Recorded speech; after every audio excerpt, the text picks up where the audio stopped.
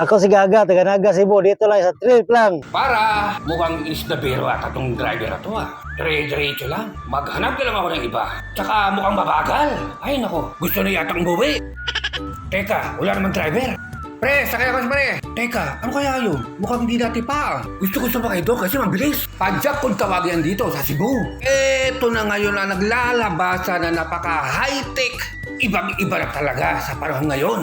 Halos ayaw mo na mapagod. Sa dami na naglalabasan. Yun pala. Kaya pala yung ibang mga sidecar, nililipat nila dyan sa e-bike. Shhh! Pare, makatulog na yata.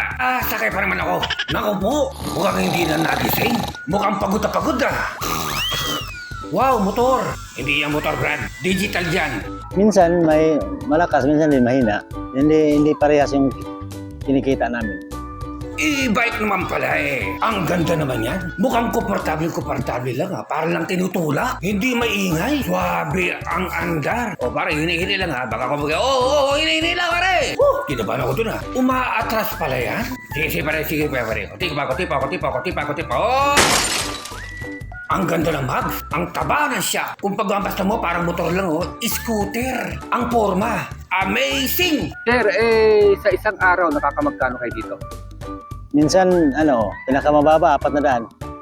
Ganun ba? Gandang-ganda talaga ako sa mga e-bike. Alam nyo ba?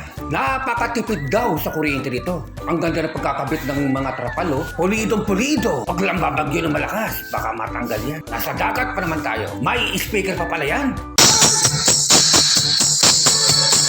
Naku po, basag yata ang tunog. Adjust mo konti.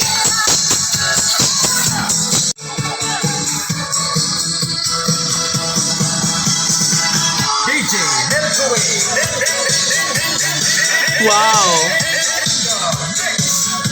Sir, ano ba ay cash nyo ba nabili nito? Hulugan. Hulugan? Oo. Nakakailang mas ba kayong hulog ito? 11 months. Naku po, sumakit yata ang aking ulo.